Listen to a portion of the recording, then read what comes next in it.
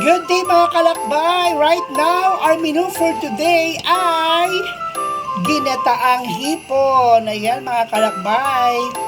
So yummy! Kita-kita po ninyo. This is how I cook ginataang hipon. Ayan. Ako talaga nagluto. In fairness. In fairness talaga. Grabe. Actually, hindi ako marunong magluto sa toong buhay na mga kalakbay.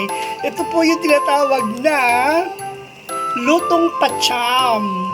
Ayan, lutong pachamba. Or maski pops. Alam niyo yung maski pops? Maski papaano. Ayan. Grabe. Ganito pala mga kalakbay. Actually, hindi ko na pinakita yung kung paano at ano ang inumpisahan kong ilagay. Basta bahala kayo dyan kung ano isipin ninyo. Kung paano ang tamang pagluto ng ginataang hipon. O, diba? Basta lahat ng rekado, pinagsama-sama ko na dyan. Diba? Maluto lang. Ayan. And in just a few minutes, mga kalakbay, malapit na siyang maluto. Actually, mas gusto ko yung ganito eh. Yung mga hipon na ganitong katamtaman lang ang laki. Yung marami akong binuputingting habang nakain ba.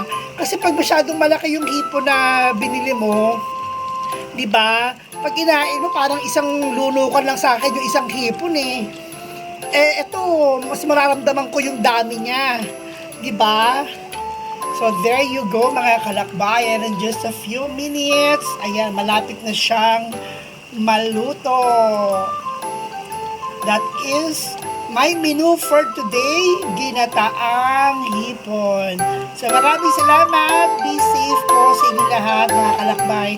And please, continue watching all my videos, all my vlog uploaded. Ayan, tuloy-tuloy lang po tayo mga kalakbay sa panonood ng Kalakbay TV. And of course, please don't forget to like, follow. Of course, we do have also our Facebook page.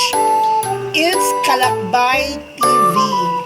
Alright, malapit na siya maluto mga kalakbay. Ayun, malapit na. I'm so very excited to taste this.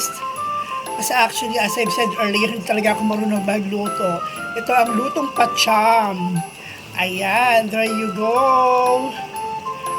So mga kalakbay, maraming salamat sa pagsama ninyo sa akin, sa aking pagluluto. Pagluluto!